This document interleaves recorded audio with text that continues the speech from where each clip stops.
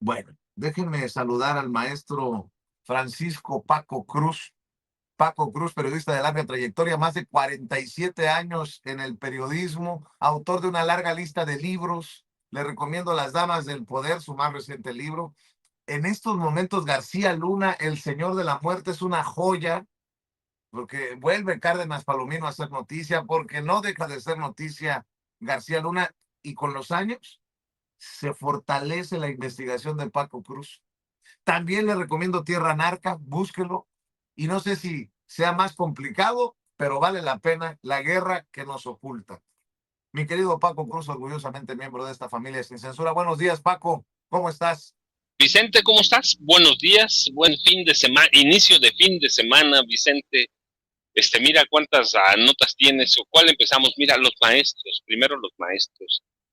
Primero vandalizan a gobierno. Bueno, no, primero intentan boicotear, intentan frenar una mañanera con la presidenta de la República. Ese mismo día agreden a periodistas, a un par por lo menos, se violentan.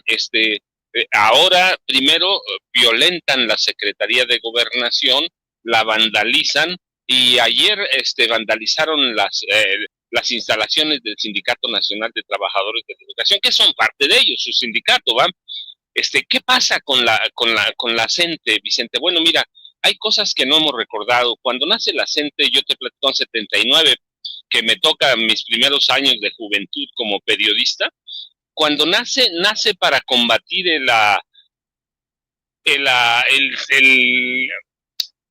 am, el cacicazgo violento del maestro Carlos Conjitud Barrios, ¿sí? Nace para combatir ese charrismo sindical, que no representaba a nadie, y que había convertido al CENTE también, en una especie de grupo de choque, y que vivía a horas oscuras muy violentas. Para eso nace la CENTE, para combatir el charrismo sindical, para combatir la violencia interna que agobiaba a todos los maestros. Y así nace, entre otros, y para luchar, claro, esa es la principal demanda, para luchar por sus derechos, a demandas que son clarísimamente válidas todavía, eso nadie lo duda. El problema, Vicente, es que así como pasó con el CENTE, dentro de la CENTE que pertenece al CENTE, se formó una especie de cacicazgo sindical, una especie de cacicazgo sindical que tiene su brazo armado, su brazo violento, un brazo que obedece claramente al caciquismo sindical de la gente, y han caído en los vicios del CENTE, en los mismos que combatían o que combatieron cuando nacen en 79. Están en lo mismo en este periodo. Tienen, por un lado, tienen una dirección colegiada que intenta negociar, hace que se retire a Guerrero, pero por otro lado mantienen en la Ciudad de México contingentes y mantienen a su brazo violento. Armado, uno puede decir son 10, no, son maestros, Vicente, son maestros porque llegan con ellos lo toleran, y tienen un brazo violento que se ha dedicado como se dedicaba antes. Por un lado negocian, hay un grupo negociador, pero por otro hay otro grupo violento, salvaje, que quiere obtener ganancias económicas, ganancias de tipo material, que siempre han conseguido. No hay gobierno que no les haya dado nada, y con eso se callan, incluido el PRI, incluido el PAN, que les dio y que los mantuvo, y así se callaron. Hoy que no hay quien les dé dinero, son propensos a esa violencia, ese brazo armado que tienen, que siempre han tenido. Son maestros absolutamente incondicionales a la violencia que aprendieron y que se les quedó. Así que los maestros de la CENTE están cayendo en los mismos métodos que utilizaba Vanguardia Sindical, a los maestros de Chiapas, los de Guerrero. Entonces, tienen asambleas de coordinación y todo, pero la verdad es que es una dirigencia caciquil, Vicente. Es una dirigencia caciquil que opera en dos frentes. Uno, negociando, pero por el otro, violentando. Se va a salir de, del orden, se va a salir del orden presidencial a sí puede salirse. ¿Por qué? Pues porque nadie les está ofreciendo dinero. Hay que decirlo. Hace mucho una parte de la gente se convirtió en un grupo centavero. Reciben dinero del gobierno y reciben dinero de fuentes externas. Eso es lo que está pasando. Eso es lo que no se analiza. Así que hay que ver. Y por otro lado, mira, tampoco se analiza que la gente en su historia, después de 79, crece un rato, pero nunca ha vuelto a crecer. Nunca ha vuelto a crecer, nunca ha vuelto a hacer ese organismo que capta maestros. ¿Por qué? Porque se volvieron violentos. Hay que ver cuántos agremiados tiene el CENTE y cuántos agremiados tiene la CENTE CETEG, ¿sí? Porque también son los de Guerrero. Así que hay que verlo. Ya no pudieron crecer, no pudieron hacer nada. ¿Por qué? Porque se convirtieron poco a poco en lo mismo que combatían cuando nacen. Combatían la vanguardia revolucionaria de Carlos Jongitud Barrio, luego de Elvester Gordillo Morales, y se vuelven lo mismo, Vicente. Así que por eso te digo, operan en dos frentes. Uno, aquel que negocia, pero el otro tienes al que te golpea, que llegan encapuchados, que son vándalos. La gente creó sus grupos de maestros vándalos, de maestros agresivos, de maestros violentos, y eso hay que tenerlo muy claro. Y eso es lo que están haciendo, Vicente. ¿Se va a arreglar el problema? Pues mira, lo que está esperando ese grupo violento es lo que ha esperado siempre, que les entreguen dinero y otras concesiones en efectivo. Eso es lo que son. Así que tienen su grupo negociador y su grupo de vándalos, Vicente. Y por eso vimos el vandalismo, el saqueo ayer en la sede del CENTE. Y por eso vimos el vandalismo en la Secretaría de Gobernación. Por eso agredieron a dos periodistas, porque tienen sus grupos de choque, sus grupos violentos.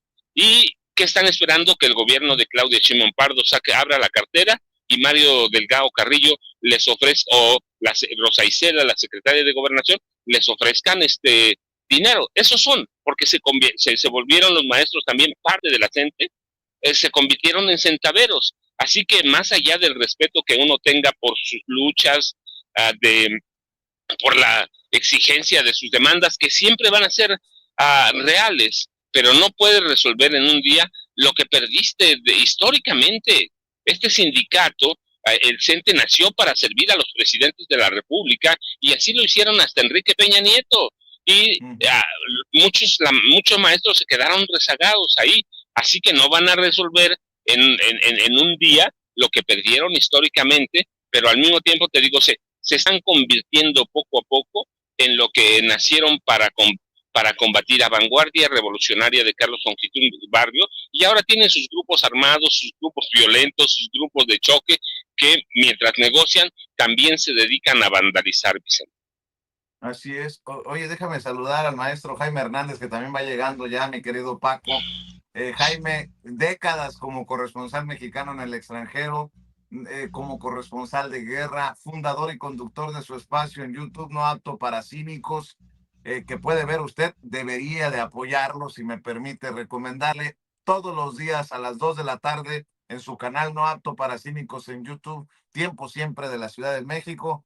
Y también orgulloso, carnalito, de este espacio libre como el viento. Querido Jaime, espero que nunca dice, decía mi nana, no me acuerdo exactamente el dicho, pero peléense las comadres, conózcanse las verdades cuando se pelea uno con un amigo, ¿no? Que es que le conoce todos los secretos. Ojalá que tú y Paco nunca se peleen como Elon Musk y Donald Trump. Vicente, ya empezó ayer, ya me empezó a agredir en la noche. No es cierto, mentira, soy casi un santo. Oigan, ¿cómo ven el pleitazo que traen Elon Musk y el dueño de Twitter, de X, de SpaceX, de Tesla, que ha perdido no sé cuántos miles de millones de dólares por este pleito con Donald Trump, pero se están tirando No, no, no, no, no, no, no, no, no, qué cosas. Dice Trump que le va a retirar contratos a las empresas de Elon Musk. Elon Musk dice, si mi Trump hubiera perdido la elección, los demócratas hubieran tenido el control de la Cámara de Representantes y los republicanos hubieran sido 51-49 en el Senado. ¡Qué ingratitud! Y aparte, le dejo una nota bomba, ¿no? ¿Saben por qué no se dan a conocer los archivos de Epstein? Porque Donald Trump está metido en esto del pedófilo, este güey que dice que se suicidó en prisión, Jeffrey Epstein. Jeffrey Epstein. Y dices tú, no mames, no mames, no mames.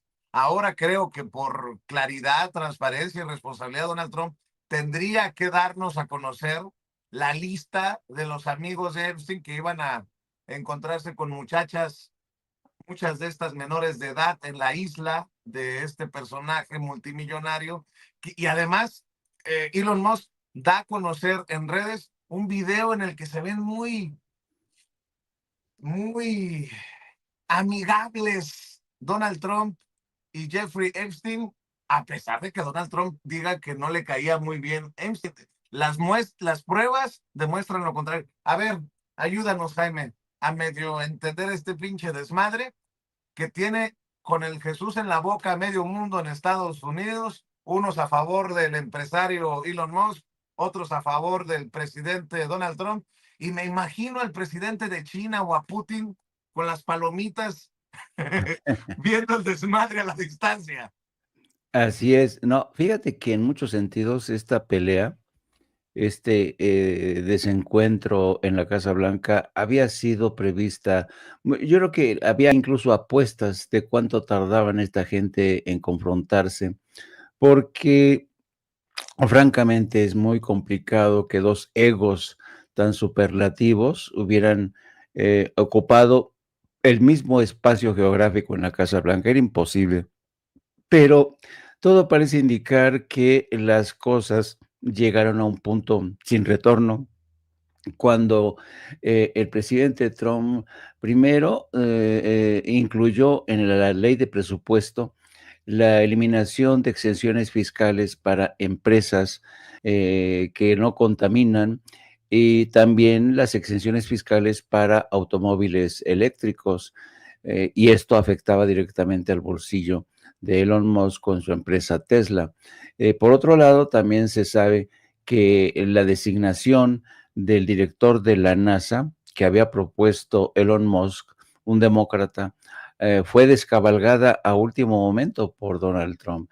Entonces, yo creo que esta decisión terminó por agotar la paciencia de Elon Musk, que francamente se había servido con la cuchara grande porque había él iniciado una purga junto con Peter Hegseth en el Pentágono, donde tiene multitud de contratos, sobre todo de satélites.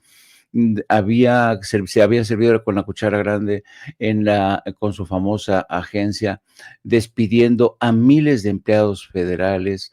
Y yo creo que en estos momentos mucha gente se está regodeando porque nadie quería a Elon Musk, mucha gente lo odiaba por el grado de destrucción que estaba realizando el aparato administrativo gubernamental. Pero aquí también operaron varias cosas, sus desencuentros con el secretario del Tesoro, el señor Bessent, sus desencuentros con otros miembros, incluso se sabe que tuvo una disputa verbal muy intensa con Marco Rubio, secretario de Estado. Fue en muchos sentidos colmando la paciencia de todos los miembros del gabinete que en muchos sentidos lo arrojaron bajo el autobús. Entonces, yo creo que era previsible en muchos sentidos y ha tenido, después de esta ruptura, ha amenazado a Donald Trump, sobre todo con los famosos archivos secretos de Epstein. Te acordarás que cuando inicia su presidencia Donald Trump, una de las primeras medidas que toma es primero incluir en la cobertura de la Casa Blanca a influencers, a toda esta gente, ¿no? Y anuncia con bombo y platillo que iba a abrir los archivos de Jeffrey Epstein, los abre, pero con un carácter selectivo muy marcado. La Casa Blanca dice, no, ya se dan a conocer, pero lo que dice ahora Elon Musk, que hay parte de los archivos que incluyen al propio Donald Trump, que tener relaciones con menores de edad. Y claro, suena impactante para una sociedad tan puritana como la estadounidense. Pero ayer mismo en los programas de sátira política, bueno, pues Disque todo el mundo se puritano. estaba regodeando y decían, a ver, a ver, a ver, a ver, ¿cómo que ahora nos vamos a enterar que Donald Trump tenía relaciones con menores de edad? Pues ¿quién no lo sabíamos ya todos? O sea, francamente se lo han tomado en plan de cachondeo. Muchos están viendo hasta dónde llega este pleito, porque del dicho al hecho, al mucho trecho, ayer mismo Trump él confirmaba que no había querido poner al candidato para dirigir la NASA que quería Elon Musk, y le respondió Elon Musk diciendo, no, pues voy a desarmar mi cohete dragón de SpaceX, ¿no? En fin, son como niños ricos peleándose. Te voy a quitar mi cohete. Ah, sí, pues vas a ver, te voy a quitar los contratos gubernamentales. Y claro, vamos a ver hasta qué punto realmente son capaces de llevar este pleito. Incluso Bueno, ayer... Steve Bannon ya quiere deportar a Elon Musk porque dice que consiguió sus papeles de forma ilegal o que ya no sé qué rollos se aventaron, y al que estaba trayendo a los sudafricanos víctimas del genocidio, todo entrecomillado, pues ahora resulta que me lo quieren deportar los de la ala Sí, más radical de Donald Trump. acuérdate que Steve Bannon había perdido, digamos, cierto grado de influencia. Ya no le susurraba de forma tan directa a Donald Trump, y Steve Bannon estaba muy celoso, veía como un enemigo a Elon Musk, que de alguna manera lo había marginado del círculo presidencial. Entonces, claro, Steve Bannon ha visto en esto la mejor oportunidad para deshacerse de Elon Musk, por eso le está pidiendo, le está exigiendo que lo deporte, y que investigue el caso de Elon Musk. En fin, vamos a ver hasta dónde son capaces de llegar. El caso es que en primera instancia, quien ha sufrido más ha sido Elon Musk, porque las acciones de Tesla se desplomaron ayer, ha perdido muchísimo dinero. Ayer todavía siguieron por la noche enviándose mensajes a través de las redes de TikTok, a través de las redes, arguyendo el caso de Elon Musk, diciendo este señor lo único que se sirve es para sí mismo, acusando a Trump de haberse enriquecido.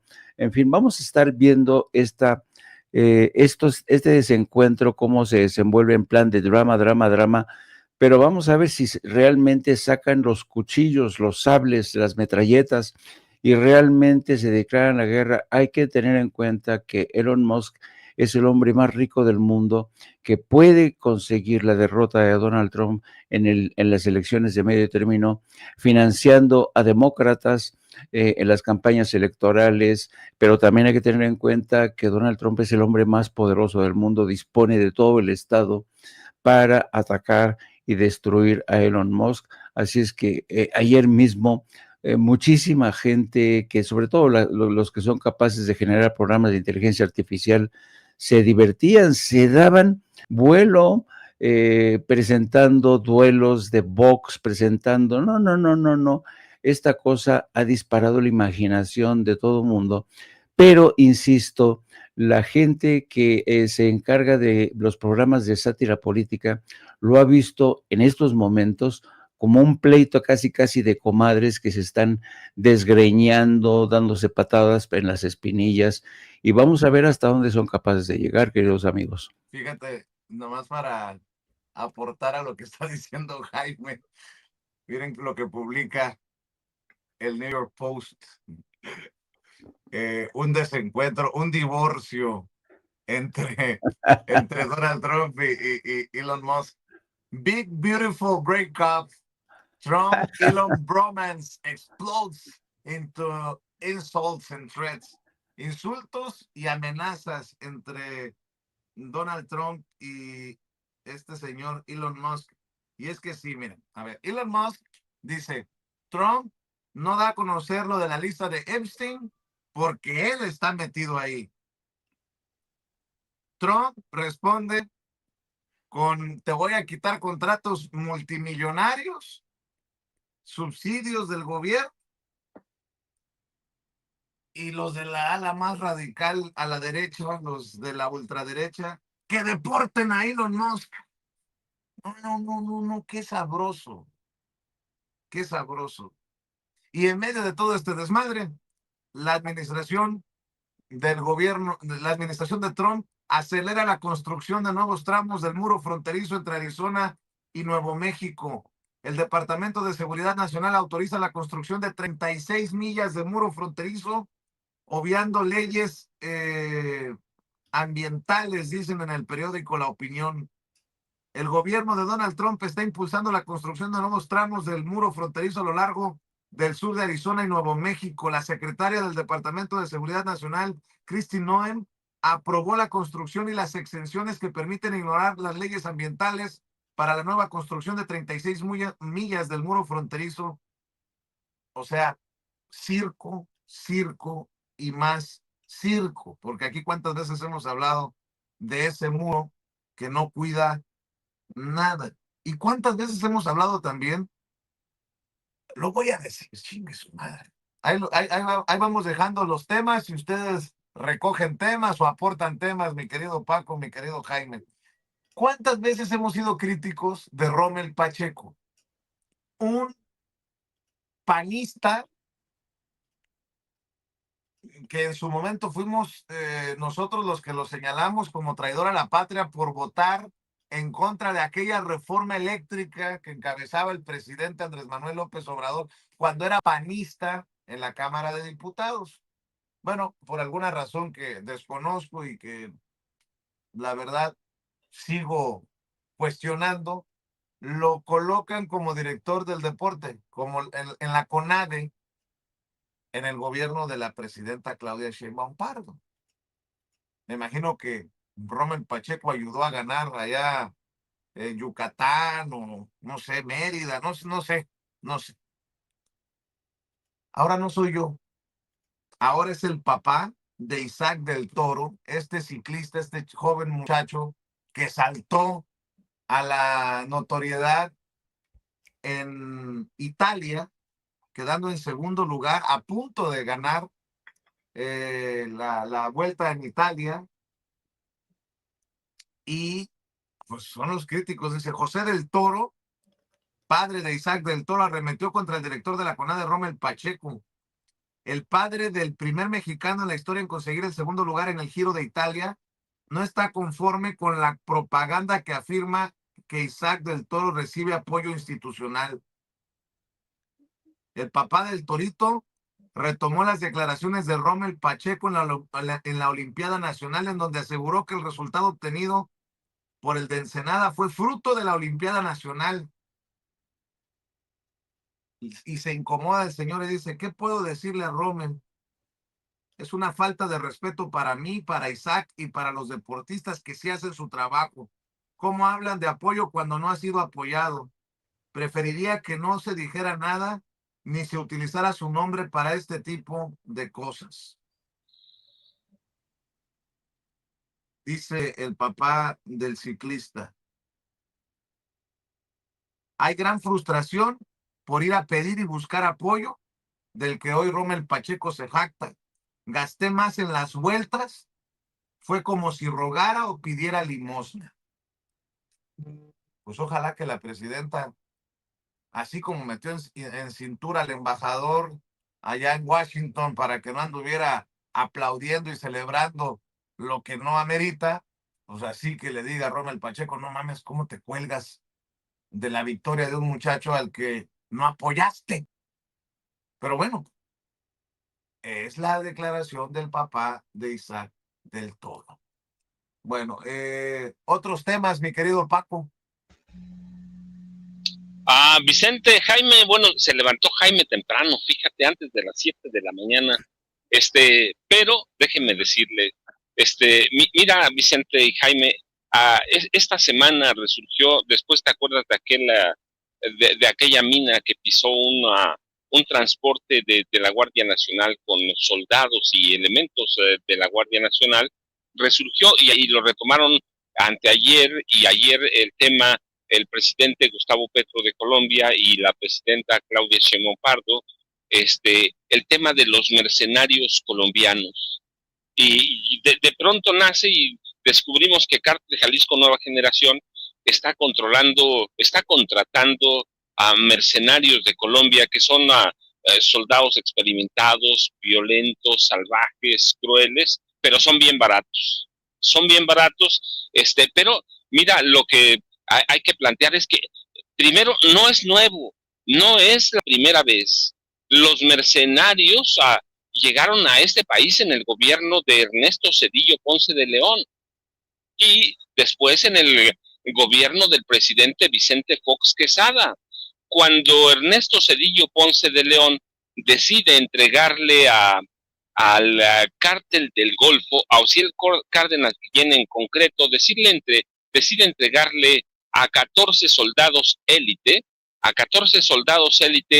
de las de los grupos élite del ejército mexicano, eran dos agrupaciones, se los entrega con una idea de que los Zetas prevalezcan sobre el cártel de Sinaloa, que apoyaba a Carlos Salinas de Gortari. 14 soldados, recuerdas, esos son los Zetas verdaderamente, no el Z40, no el Z50, no, los primeros Zetas fueron 14 soldados del ejército mexicano, y se los entrega Zedillo al cártel del Golfo para combatir al cártel de Sinaloa y al cártel de Tijuana de los hermanos Arellano Félix, que eran los que hacían negocios con Carlos Salinas de Gortari. Así que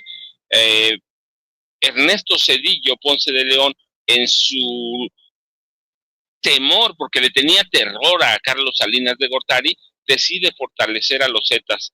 Y los Zetas, conociendo cómo está el mercado y conociendo los deseos de Zedillo, contratan o reclutan a los primeros caiviles, que son soldados élite del ejército de Guatemala y que tenían fama de crueles, sanguinarios, especializados en el arte, lo llamaban, de la tortura y la aniquilación a través del asesinato de sus rivales o enemigos. Así llegan los primeros mercenarios y los contratan Osiel Cárdenas Guillén, pero también otro personaje que es fundamental y que nadie habla de él, Arturo Guzmán Bárcenas, que es el Z1, fíjate, es el Z1 y que es el más cruel, el más violento, el más salvaje, y con él llegan Alejandro Lucio Morales, que es el Z2 y nadie tampoco habla de ellos, Heriberto Lascano, el Asca, que es quizá el Z más conocido, y estos eran 14 y formaban parte primero del grupo aeromóvil de Fuerzas Especiales del Ejército,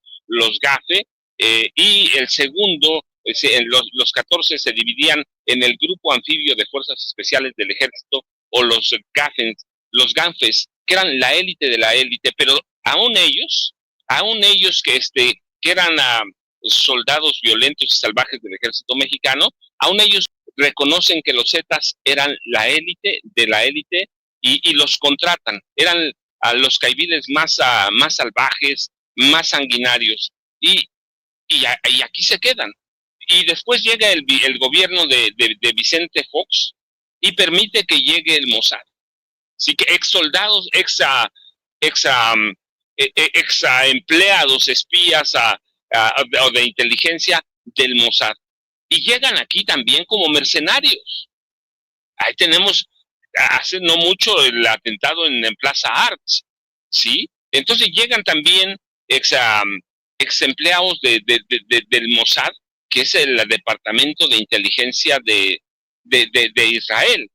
Entonces tienes ahí, y el mismo cártel de Sinaloa, viendo lo que pasaba con el cártel de los Zetas, contrata también a caiviles a caiviles. Así que tienes desde el gobierno de Zedillo, después el de Vicente Fox Quesada, tienes aquí a soldados mercenarios. ¿Por qué mercenarios? Bueno, pues porque tienen fama. Los caiviles eran los soldados en esa época los más reconocidos en América Latina por su salvajismo, por su crueldad, tanto que los contrataban en otros países, ¿eh? En otros países siempre han sido, los caiviles siempre fueron soldados muy reconocidos, muy apetecibles, y los contrataban incluso como cascos azules en la ONU, Vicente. Sí. Y en México han operado desde el gobierno de Zedillo, por ejemplo, allá en la frontera con Chiapas. Y el cártel de Sinaloa también los contrata. Y luego llegamos ahora al cártel Jalisco Nueva Generación contratando a soldados colombianos. ¿Por qué? Bueno, o ex soldados colombianos. ¿Por qué? Primero, porque son manos de obra barata. Segundo, porque tienen una experiencia larguísima. Tienen las guerrillas más antiguas del continente. Así que cuando hablamos de mercenarios que reconoce ya la presidenta Claudia Sheinbaum Pardo, que reconoce Gustavo Petro, el presidente de Colombia, tenemos que hablar de una historia y por qué empieza la contratación de mercenarios. Por el enfrentamiento entre Carlos Salinas de Gortari y Ernesto Zedillo Ponce de León. El presidente Salinas, o expresidente Salinas ya en esa época, apoyado por el cártel de Sinaloa y el cártel de los Arellano Félix. Y ellos hacen de caiviles para enfrentar a los Zetas, que eran soldados élite de México y que también contratan caiviles. Así que es una historia larguísima, vieja, que de pronto hoy retomamos y decimos, parece que llegaron hoy los mercenarios, o hace 2 años o 3 cuando los encuentran o los detectan en Chiapas. No, tenemos una larga historia en la que incluye el Mossad, así que es una historia vieja, larga, que empieza siempre, como ha empezado en este país. Mira, hemos tenido en ocasiones mercenarios de Brasil, de Francia. ¿Por qué los contratan? Porque son máquinas de matar, y los cárteles son eso, máquinas de matar. Pero tenemos que recordar, por eso es tan difícil combatirlos, porque nacen en la presidencia de la República como el narco, Vicente, y los mercenarios nacen con Ernesto Zedillo Ponce de León y con Vicente Fox Quesada. Por eso es complicadísimo, por eso hay que entenderlo, y por eso este hombre, yo digo, mira, por todo lo que ya le conocemos, lo hemos publicado aquí en todos lados, pero este hombre no era un improvisado. Cuando la gente dice, no, hombre, es que llegó con Carlos Salinas de Gortari, cuando asesinan a Luis Donaldo Colosio Murrieta, no, hombre, este hombre era un político avesado, protegido por... Oye, sí, Vicente. oye, Paco, pues que aquí le queda perfecto eso de la presidenta que se escribe con A. Ya ves cómo golpean e intentan ridiculizar a la presidenta en redes los de la derecha. Pues hay que decirles a esos Zetas, se escribe con Z de Zedillo. Entendió el que entendió. No dudaría ni tantito que lo de los Zetas también sea por lo de Zedillo, mi querido Paco. Por cierto, estas son las declaraciones del presidente de Colombia en torno a esto de los mercenarios colombianos arrestados en México. Suéltalo, Ceci, porfa. Acaba de estallar una bomba contra el ejército mexicano en Michoacán, con unos muertos ahí. El ejército en su acción fue y capturó los posibles actores del explosivo. La mayoría son exmilitares colombianos y hay unos activos. Esta noticia la tiene la prensa, pero no la ha publicado. Estamos exportando mercenarios a la mafia está contratando la violencia colombiana. La Junta del Narcotráfico está decidida a hacer de todo el continente americano un espacio de violencia en la captura de sus riquezas que se quedan en países extranjeros. Le he pedido a varias autoridades iniciar la persecución de la Junta del Narcotráfico. que tiene control aquí en Colombia sobre el Clan del Golfo y sobre la gente de Iván Mordisco, del cual no sabemos si está vivo o muerto. Sobre varios narcotraficantes colombianos y tiene muchísima influencia en la Fiscalía General de Colombia para garantizar su impunidad, y sobre organismos del Estado que deben perseguirlos, pero no los persiguen. 3 esmeralderos han muerto fusilados por francotiradores en Bogotá por ellos. El presidente se les ha convertido en enemigo porque cambió la fiscalía. Y aunque la fiscal general de la Nación no pone mucho cuidado a esto, esa es la fuente de la amenaza. Mi querido Paco, regreso a donde estabas, ¿no? Porque hablabas de protegidos, de protectores. Regreso a este análisis que nos estabas haciendo, a este recuento que nos estabas haciendo, pero también advirtiendo que lo bueno es lo peor que se va a poner. En México vamos también rumbo a una reforma en fiscalías y en procuración de justicia para que vayamos calentando motores, mi querido Paco. Por cierto, en esto que dice el presidente de Colombia, también entiendo que hay militares activos. Así lo dijo el presidente de Colombia. Sí, no, claro, Vicente, es que ese es el atractivo para los cárteles del narcotráfico, que haya soldados en activo también de Colombia, de Guatemala, de Brasil. ¿Por qué es tan importante, Vicente? Porque los mantienen actualizados en técnicas de matar, en técnicas de tortura, en técnicas de desapariciones, y sobre todo los mantienen actualizados en el armamento. No es una casualidad que, por ejemplo, el cártel de Jalisco Nueva Generación tenga armamento de primer orden. Los soldados, pero es decir, no soldados cualquiera, hay que aclararlo, son soldados de los cuerpos élite, de Colombia, de los cuerpos élite de Guatemala, como son los caiviles, que uno de pronto parece que ya están desactivados. No, están vivos y están actuantes. Entonces, ¿por qué contratar a soldados, a militares de élite activos? Por el armamento, Vicente, porque los mantienen actualizados. ¿Cuál es el armamento más potente? ¿Cuál es el armamento al que pueden tener acceso? Nosotros hablamos de Estados Unidos, ciertamente, porque de allá llega el 70% del armamento. Pero mira, el otro 30% llega de Alemania, llega de Israel. Así que hay que tener cuidado. O sea, nuestro problema no solo es Estados Unidos, es quizá el más grande, pero Alemania ha reconocido que armamento, hace unos años hubo un juicio por eso. Armamento de Alemania lo tenemos aquí en México. Armamento de Israel, pues mira nada más los contactos de García Luna con los Weinberg, que les abren las puertas a la inteligencia israelita. Así que por eso hay que contratar soldados en activos. Y lo que yo les decía, todo mundo pensaba que Ernesto Zedillo era un hombre tranquilo, decente. No, hombre, mira, venía protegido ¿por quién? Por José Córdoba Montoya, que era un maquiavelo y maestro de intrigas en el gobierno del presidente Carlos Salinas de Gortari.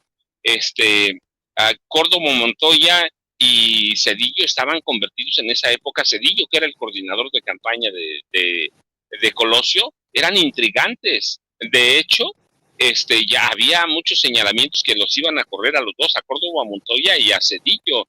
Y ahí viene la conspiración, ya sabes, que culmina con el asesinato de Colosio el 23 de marzo en Tijuana.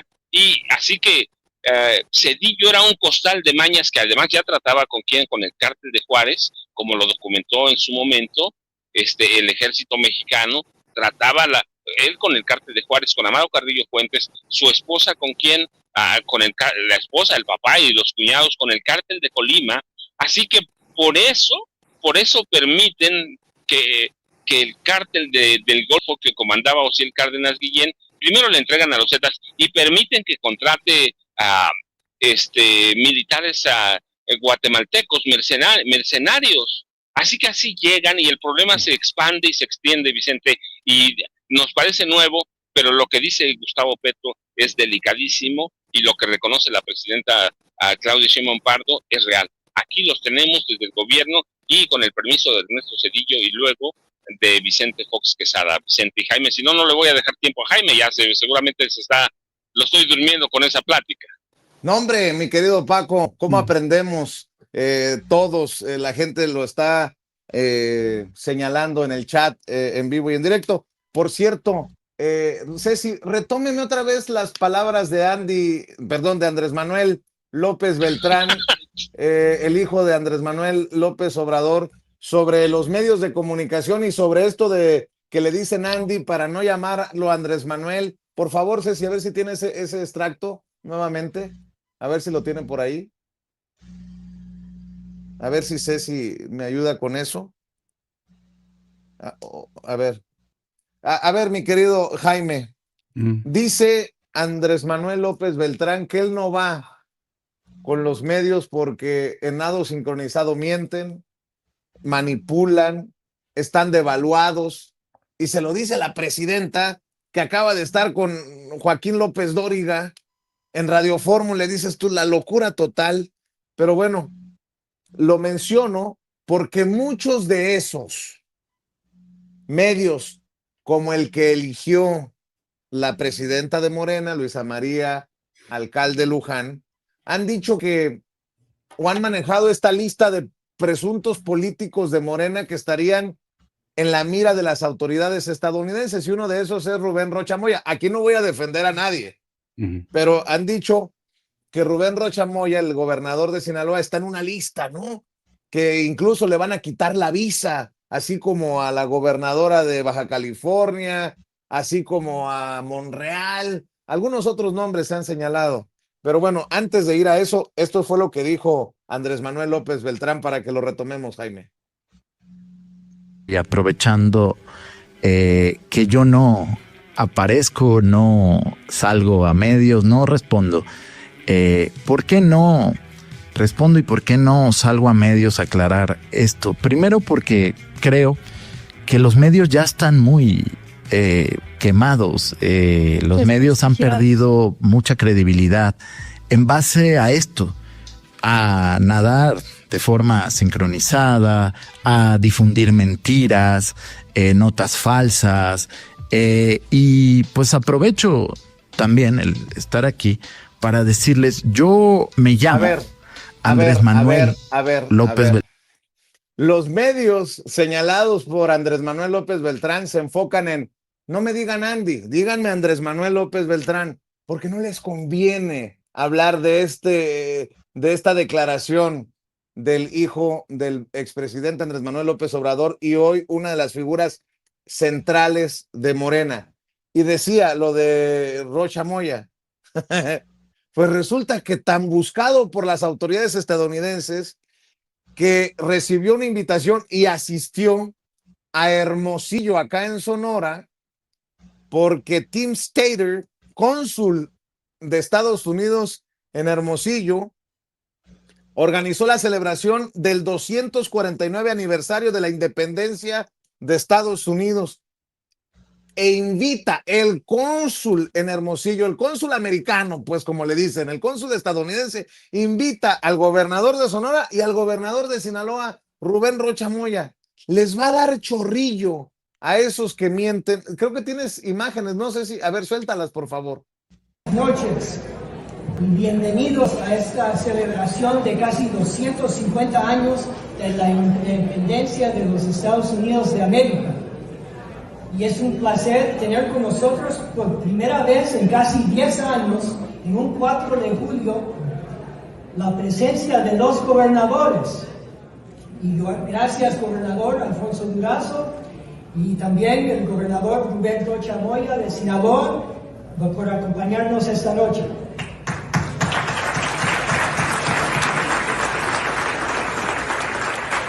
También quiero agradecer para que vean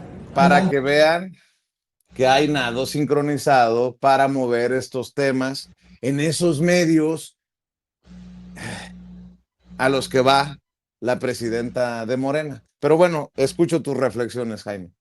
Primero, y por cierto, nomás por no dejar, porque mencionabas, perdón, Javier Milei, después de que Elon Musk dijo que que Trump estaba en la lista de Epstein por el escándalo sexual, borró su foto con Donald Trump.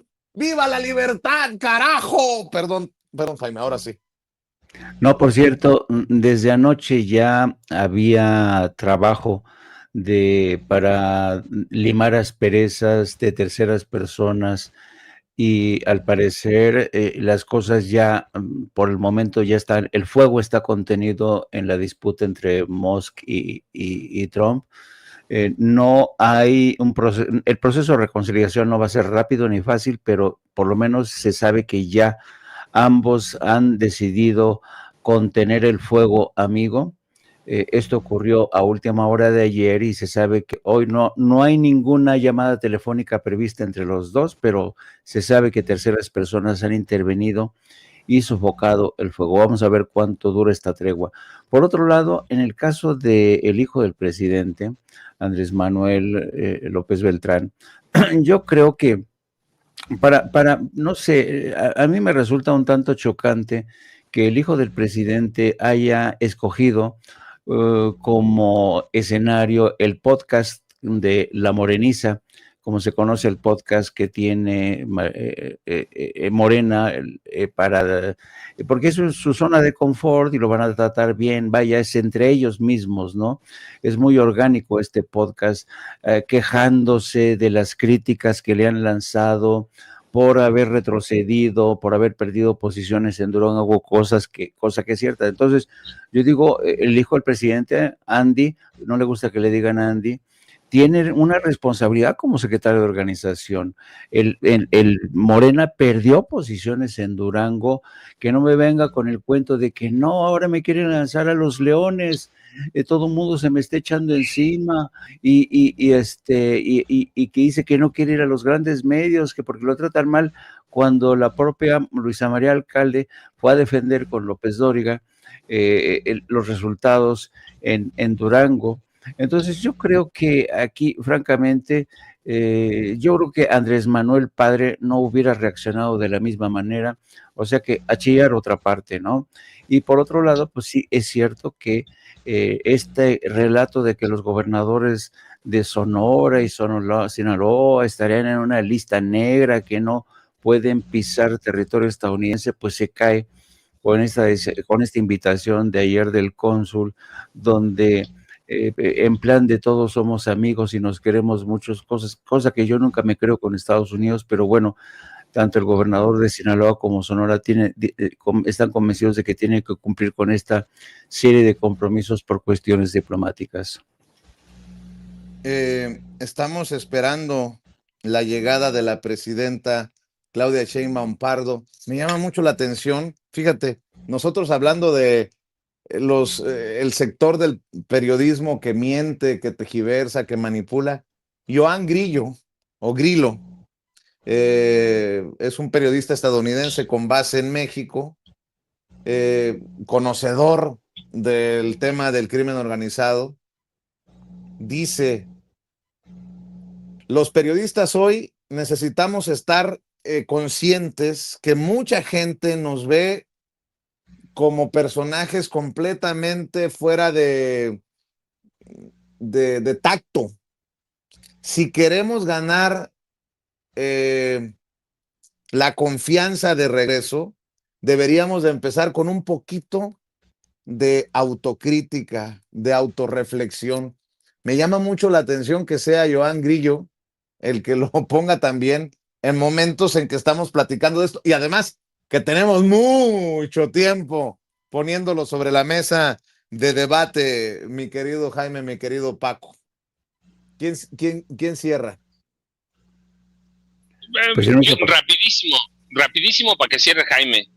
Vicente, eso ya lo dijiste tú, nosotros hemos luchado contra eso. Tenemos muchos periodistas hablando de violencia desde el escritorio que jamás salen a la calle, pero piden información a los sistemas de información nacional, y desde ahí escriben, ¿no, Jaime? Sí, no, yo además añadiría lo que comenté, creo que fue ayer. Yo creo que las redes sociales, a pesar de que nos han puteado con todo, creo que las redes sociales se siguen manteniendo como el último bastión de la crítica y la autocrítica. ¿Por qué? Porque en las redes sociales, no todos, pero en el caso de Sin Censura, sí, son medios de comunicación completamente independientes, sin compromisos, que entendemos el valor de la crítica, que muchas veces la crítica, no importa que seamos simpatizantes de Morena, tenemos que señalar los errores, a veces fatales, a veces inexplicables. Creo que las redes sociales se han convertido en el último bastión de la crítica. Seguimos siendo indispensables, a pesar de que muchos consideren que ya servimos al propósito único de encumbrar, de aupar al poder a Morena con Andrés Manuel López Obrador. Mucha gente, cuando terminó la presidencia de López Obrador y llega la de Claudia Sheinbaum, cuando empieza la repartición de posiciones en medios del Estado, dijeron, bueno, ya los que entraron en los medios del Estado, esos sí calificaron, esos son los buenos. El resto va a desaparecer, los vamos a ir matando de hambre poco a poco, van a ir caminando hacia la intrascendencia. Yo digo que no, es un gran error. Yo digo que la crítica va a seguir estando en las redes sociales. ¿Por qué? Porque quienes estamos en las redes sociales tenemos un sentido, algunos de nosotros pertenecemos a la vieja escuela del periodismo, muchos de nosotros tuvimos que hacer una travesía por el desierto después de enfrentarnos al sistema. Mi querido Paco fue uno de ellos. Yo, 30 años fuera de mi país, después de que me di cuenta que era complicadísimo ejercer el periodismo. Por eso yo me fui de México 30 años y regreso ahora en un momento en que es fundamental la crítica. Así es que, queridos amigos, hay vida larga. Yo creo que la sugerencia de Ian Grillo va para periodistas que de alguna manera trabajan en medios corporativos, no han hecho ningún esfuerzo para realmente distanciarse. Es muy duro vivir fuera del presupuesto de los grandes medios corporativos o de los medios del Estado, y hay mucha gente que no se atreve, tiene bocas que alimentar. Es difícil, es complicado mantenerse a flote con recursos propios o con el respaldo de la sociedad, pero mira, siguen existiendo gente que cree en nosotros, que nos sigue dando un chayotito, y con eso nos mantenemos y vamos bregando. Insisto, es importantísima, aún más importante, diría yo, hoy, nuestra labor que antes, porque creyeron que se iban, después del trabajo que realizamos, muchos dijeron, bueno, estos son como los Kleenex, son desechables, ya los usamos, ya los tiramos al basurero, au revoir, adiós. Si te vi, no me acuerdo de ti. Así es que creo que seguimos siendo muy importantes. 2 de la tarde, no apto para cínicos, en el canal de Jaime Hernández, no apto para cínicos. Y recuerde las redes sociales del maestro Paco Cruz para que siga apoyándolo. Las redes, Paco. @Paco Cruz Jiménez X, antes Twitter, Francisco Cruz Jiménez en Facebook. Vicente, nos vemos al rato si hay algo, si no, el lunes tempranito. Buen fin de semana. Jaime, nos vemos al rato, te escucho en No Apto para Cínicos y a la noche de 7 a 9 con Norman Pedro. En el duelo de bastonazos de todos los días entre Paco, Jaime y Norman. Oigan, por cierto, hablando de crítica, tan desafortunado la burla de Pedro Miguel a Isaac de Paz González, como decir, a quienes andan jode y jode con que hubo reparto de acordeones impresos, nomás demuestren que fueron hechos antes de la elección para inducir el voto y no después para que descalificar el proceso. Querido Pedro Miguel, hay que ver más seguido Sin Censura. Sí. Te mando un abrazo. Lo dije antes, Vicente, lo recibí antes. Así es. Ojalá que acepten nuestra crítica. Si somos amigos, los amigos nos decimos las verdades. Muchas gracias, Paco. Muchas gracias, Jaime. Chau, chau. Y estamos esperando ya la llegada de la presidenta Claudia Sheinbaum Pardo.